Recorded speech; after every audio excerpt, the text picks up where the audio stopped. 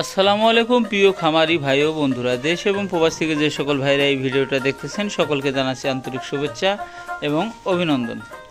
চলে আসলাম আরও একটি নতুন ভিডিও নিয়ে আপনাদের মাঝে। যে হাড্ডি সার গাভী বা সার গরু ফ্যাটেনিংয়ের ক্ষেত্রে তৃতীয় স্টেপে আপনারা কি ব্যবহার করবেন, এটা কিন্তু গুরুত্বপূর্ণ আলোচনা হতে যাচ্ছে। নতুন খামারি এবং পুরান খামারি যাই হন না কেন, এটা কিন্তু অবশ্যই ব্যবহার করা আমাদের জরুরি এবং আবশ্যক। বিষয়টা হচ্ছে, আপনারা হাড্ডি সার গরুকে কৃমি ট্যাবলেট, লিভার টনিক, মেকআপ করার পরে মাঝামাঝি সবাই কিন্তু অ্যামাইনোভেট প্লাস এবং ক্যাটাফজ ইঞ্জেকশনটা 20-40 ml দিয়ে দিবেন মিডিয়াম গরুর ক্ষেত্রে। আসা যাক মূল কথায়। সাধারণত আমরা যখন হাট থেকে গরু, গাভী গরু হোক, বকনা গরু হোক, যাই হোক, কিনে আনার পরে কিন্তু আপনার উস্কো খুস্কো লোম এরকম উস্কো খুস্কো থাকে। সেক্ষেত্রে কিন্তু আপনার তাৎক্ষণিকভাবে জিঙ্ক দেওয়া যায় না।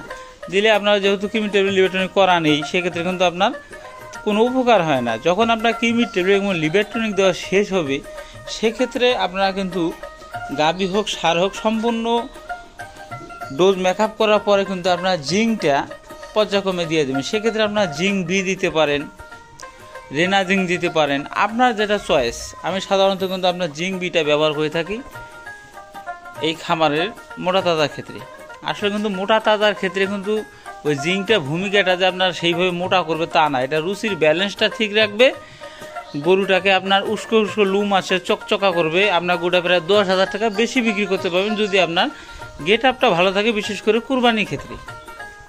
সে কারণে আমি সবসময় খামারিদের আমি যা ব্যবহার করি সৎ পরামর্শ ভাই। আমি আপনাদের ক্ষতি করার জন্য কোনো ভিডিও করি না।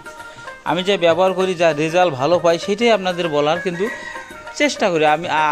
আমি কিন্তু আপনাদেরকে পরিবারের মতোই মনে করি আর কি। এই জন্য বিষয়গুলো শেয়ার করা আপনাদের আমি সবসময় শেয়ার করি।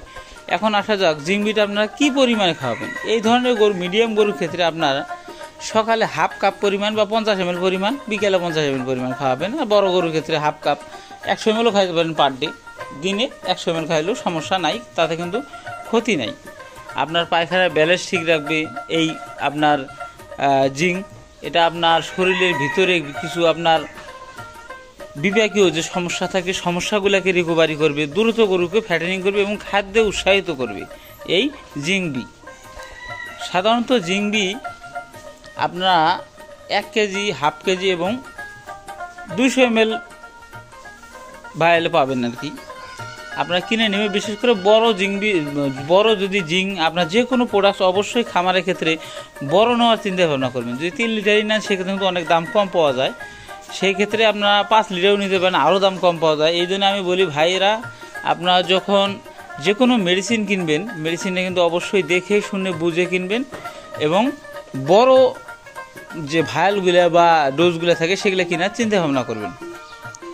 জিঙ্কের কিন্তু উপকার বলে শেষ করা যাবে না। আপনার গরুটা সুন্দর চকচকে না হলে কিন্তু আপনার কুরবানি হাটে একটু স্ক্র্যাচ থাকলে কিন্তু গরুটা নেয় না। সেক্ষেত্রে আমরা যে গরু বাছুর যাই ক্রয় করি না কেন, আমরা কিন্তু এই যে নিখুঁত গরু কেনার চিন্তা ভাবনা করবো শুধুমাত্র কুরবানির ক্ষেত্রে।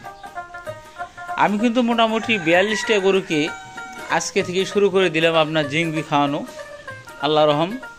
এখন চলবে আপনার 5 থেকে 6 দিন জিঙ্ক বিটা খাওয়ার পরে, তারপর কিন্তু অফ করে দেব। সেই জন্য বলি, আপনার সবসময় ভালো প্রোডাক্টটা ব্যবহার করবেন এবং এই হাড্ডি সারের ক্ষেত্রে একটা ছেড়ে একটা প্রোডাক্ট অবশ্যই ব্যবহার করা যাবে না। আপনার রুলস সেটা হচ্ছে আপনার এই যে কৃমির ট্যাবলেট দিলেন, তারপরে লিভার টনিক দিতে হবে, তারপরেই জিঙ্ক দিতে হবে। এটা কিন্তু নিয়ম, আর এটা ব্যবহার আপনাকে করতেই হবে। কাজে নতুন হোক পুরাতন হোক ভাই, 2 টাকা ব্যয় করলে কিন্তু আপনার ওখানে 4 টাকা ফিডব্যাক সে দিবে। এক্ষেত্রে আমি সবসময় আপনাদের বলে থাকি যে ভাই, আপনারা যেহেতু আমার যে ভিডিওটা এটা এমবি খরচ করেই দেখেন, আপনাদের টাকারই এমবি খরচ করে দেখেন, যদি 2 টাকার উপকারও না হয়, সেক্ষেত্রে আপনি আমার ভিডিও কেন দেখবেন? কাজে সকল ভাইদেরকে আমি একটা কথা বলতে, আপনার যদি ভালো লাগে আপনার চ্যানেলটি সাবস্ক্রাইব করবেন, পাশে থাকবেন, ছোট ভাই হিসেবে সাপোর্ট করবেন। আমি যা জানি আপনাদের জানানোর সবসময় চেষ্টা করি। ধন্যবাদ সকলকে।